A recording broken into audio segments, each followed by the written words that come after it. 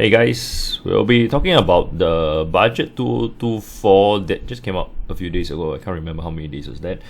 But we'll be looking at only specifically the property side because there are a whole bunch of all the CPF or whatever things which you can easily get from the other finance YouTubers or any other places. But if not, there will be no end to this. So we'll just be solely focusing on the property side, which in this case, the one that is more glaring will be the ABSD for developers, because previously, as long as they don't finish selling one unit within the 5-year time frame, right, then they will get penalized on the whole entire land cost, which is very punitive lah, because it's crazy.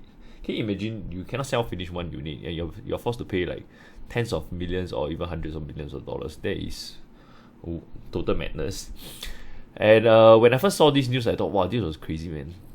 But after I see this chart, I realized that I don't know, the government's intention is a little bit not so clear cut at this point, because it seems that they are willing to offer some flexibility to help the developers. So maybe when the news first came out in the budget speech, everyone was like, wow, this is quite a big thing, because the developers, after they hit the 90% mark, they can take their own sweet time to sell, right?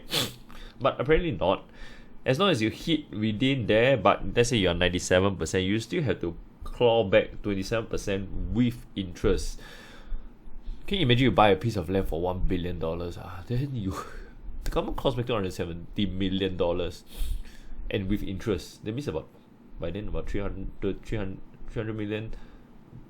And imagine you only sell, like, you only left with a few 10 units or 10 plus units, and you're forced to pay 300 million. It totally doesn't make sense at all. That's why it's more of like a yeah, we want to help, but we don't really want to help kind of situation, if you get what I mean. Anyway, this is one of the key updates. But then again, well, it may not be super helpful. I think it's kind of like a signal from the government that says like, hey guys, we know you are having a little bit of tough time, but we want to help, but at the same time we don't really want to help. So it's a little bit of a question mark over here. But this came because of this I would say, oh gosh, I didn't manage to put, oh yeah, this is the particular one. I think a lot of us we've been talking about it already. If I remember correctly, my last video we were talking about this. So the Marina Gardens Crescent site wasn't awarded because so bid was too low. There was only one bid. This doesn't seem that there was a lot of interest. Perhaps this is in response to the lackluster tender results for this particular GLS site. Even other places, they are starting to see a little bit of a drop in terms of interest, but developers have to do what they need to do. If they don't have land, they are basically eliminated from competition. They are running out of business. They will be more cautious. They won't be totally not bidding at all, because this is their bread and butter. But if it becomes too expensive, too risky, I don't think as businessmen they want to take on this risk, and that is something that we have to understand now.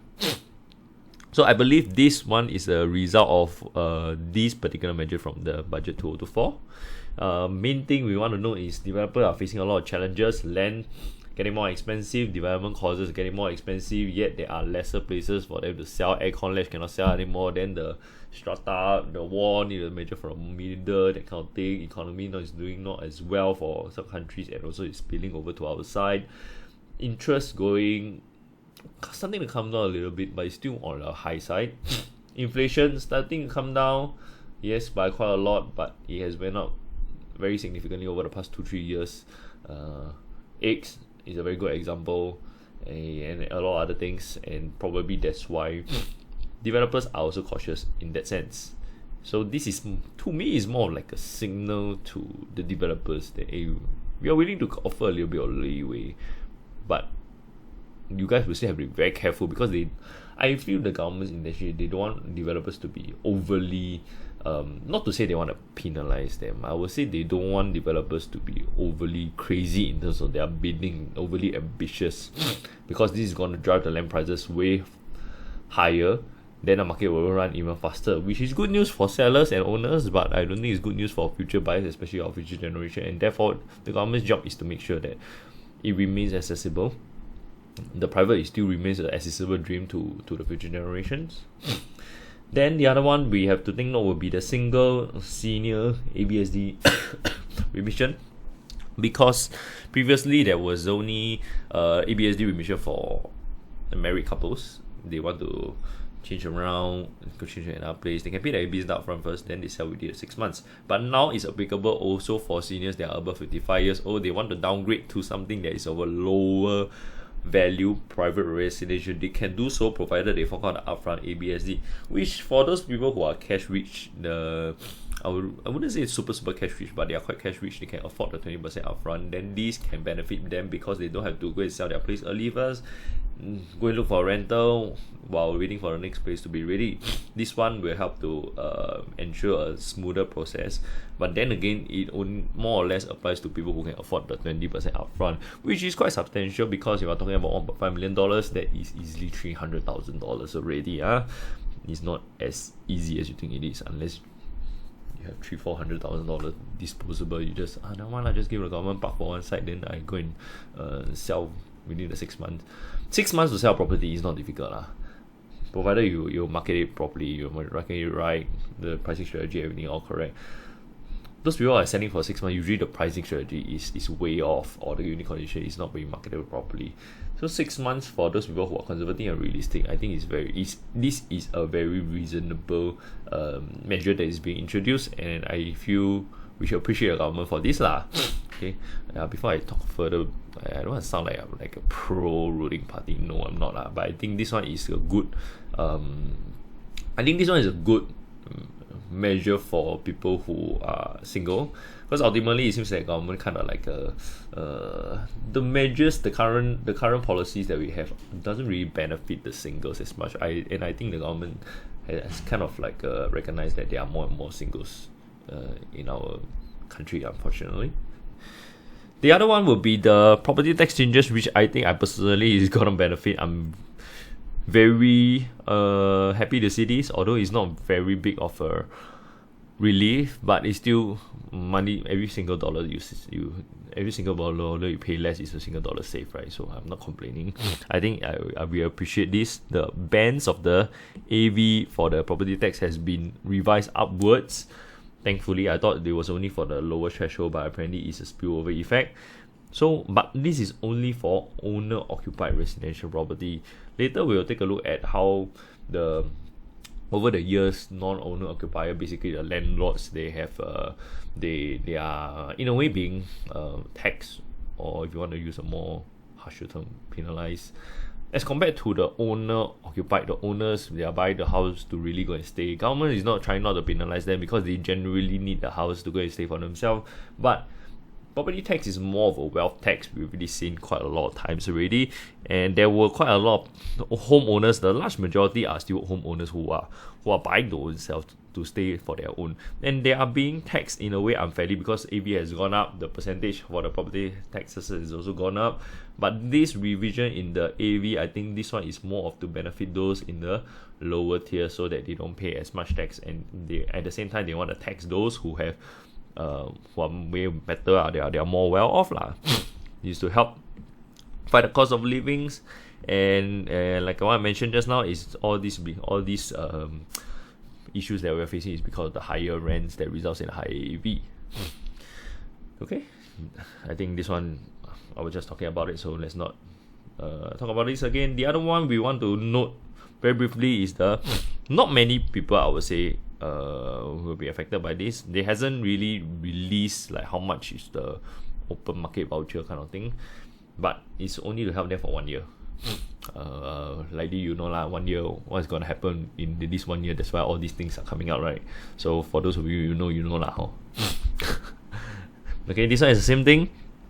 The other one that not many people notice will be, which I think is not a very big impact, will be that those who are retirees 65 years and above living in their own property that they're staying in, they don't earn more than $34,000 a year, they can extend their property tax gyro installment from 12 months up to 24 months.